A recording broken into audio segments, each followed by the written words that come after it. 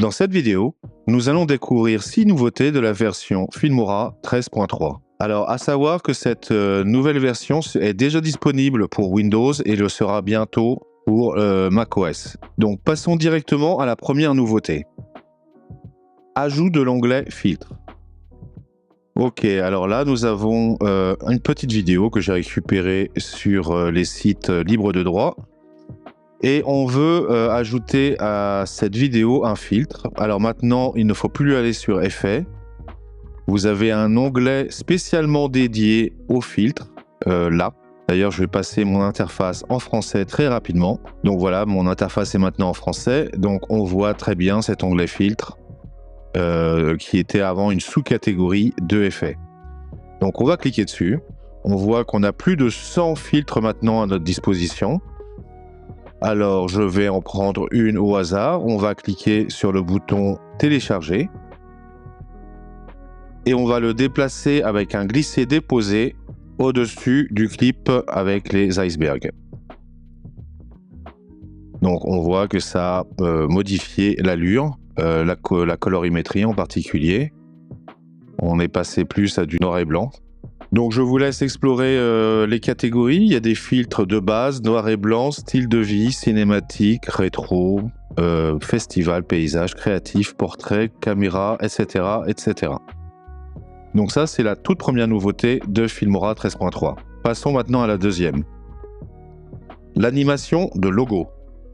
Ok, alors on va dire que sur cette introduction, on veut ajouter un logo. Donc pour ce faire, il faut aller dans Médias. Il y a une ligne qui s'appelle Influence Kit, on va l'ouvrir, et on voit qu'à l'intérieur, on peut commencer à créer une animation de logo. Donc je vais cliquer dessus.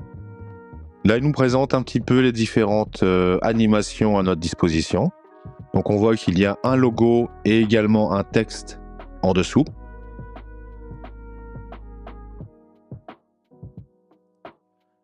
Donc dans le cadre de mon tutoriel, je vais prendre le premier, je trouve qu'il est assez stylé. Par contre, on veut utiliser notre propre logo, donc je vais cliquer sur commencer à créer.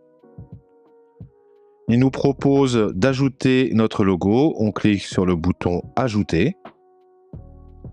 Et là, je vais rapidement en chercher un.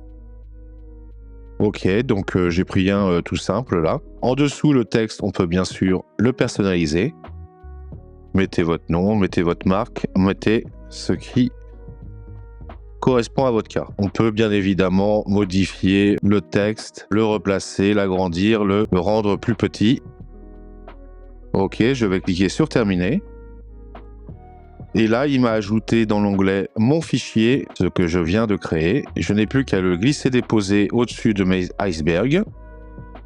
On peut, avec la bordure droite, le raccourcir si on veut. Passons de nouveau la vidéo.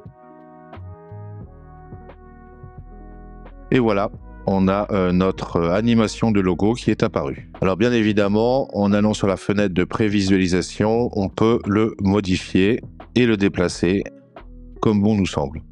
Repassons. Donc ça, c'était la deuxième nouveauté. Passons tout de suite à la troisième nouveauté. Ajout de règles et de lignes. Je vais vous le montrer, ça va être plus simple pour vous l'expliquer. On va se déplacer sur la timeline avec cette image-là, ça va être plus explicite et plus clair. Je double-clique avec ma souris sur la fenêtre de prévisualisation et je choisis Règles. Et on voit au-dessus une règle qui est apparue au niveau horizontal et également au niveau vertical. Du fait de l'ajout de ces règles, on peut ajouter maintenant des lignes. Donc je clique droit, toujours, et je peux cliquer sur Guide, ajouter un guide. On peut choisir sa couleur, verticale, horizontale, et sa position par défaut. Je vais laisser comme ça au niveau de la position. Je clique sur OK. Et on voit une toute petite ligne verte là qu'on peut déplacer bien évidemment. Et ça peut nous donner par exemple des repères au niveau de notre vidéo. Et donc on peut créer comme ça des lignes de repères. On peut par exemple vérifier qu'on applique bien la règle des tiers. Donc je vais vous ajouter 4 lignes rapidement. Donc pour ajouter une autre ligne, on peut se placer au-dessus de la règle, cliquer et se déplacer à l'endroit qu'on souhaite. Même chose pour la règle horizontale, on passe le curseur au-dessus et on clique vers le bas. Donc passons maintenant à la 4e nouveauté. Modification du menu contextuel lié au texte et au titre.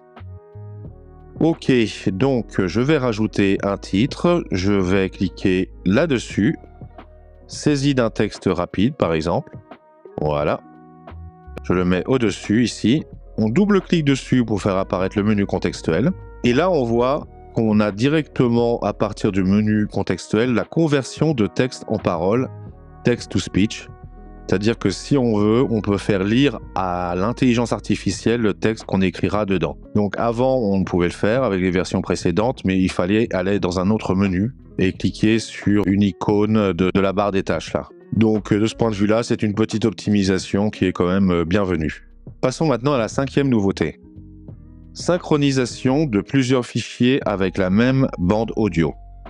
Donc, il arrive qu'on filme le même sujet avec la même bande audio de différentes caméras.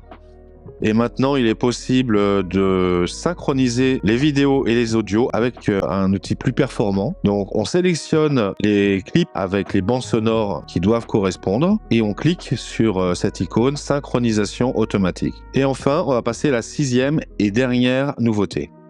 Amélioration de la création de musique avec l'outil d'intelligence artificielle. Ok, donc avec les autres versions, on pouvait déjà créer de la musique en mettant une description. Donc je vais cliquer sur Audio pour accéder à cet outil. Donc on clique sur Musique IA. Alors avec la version 13.3, on a beaucoup plus de paramètres sur lesquels jouer. Donc je clique sur Commencer. Alors dans un premier temps, on peut choisir l'humeur, si c'est joyeux, sentimental, rythmé, euphorique, mystérieux, etc. On peut choisir aussi par thème, en fonction de ce que vous souhaitez créer comme vidéo. Donc, si c'est une vidéo qui parle de fêtes, de photographie, etc. Il y a un 3e onglet à part genre. Donc, vous voyez, il y a l'acoustique, musique latine, tropicale. Et en plus de ça, on peut déterminer un petit peu le tempo, la rapidité des BPM. On peut choisir lent, normal et rapide. On peut déterminer la durée de la musique souhaitée. Donc, ça va de 5 minutes à quelques secondes. On peut demander à l'intelligence artificielle de générer plusieurs musiques. Donc ça va de 1 à 6. Donc en cliquant sur Commencer, l'AI va générer des musiques en fonction de ce qu'on a sélectionné et on pourra les télécharger et les importer dans nos projets. Voilà, c'est la fin de cette vidéo. J'espère qu'elle vous aura plu. Faites-le moi savoir s'il vous plaît. N'hésitez pas à consulter ma playlist. J'ai énormément de tutoriels concernant Filmora et Filmora 13 en particulier. J'espère à bientôt et ciao ciao.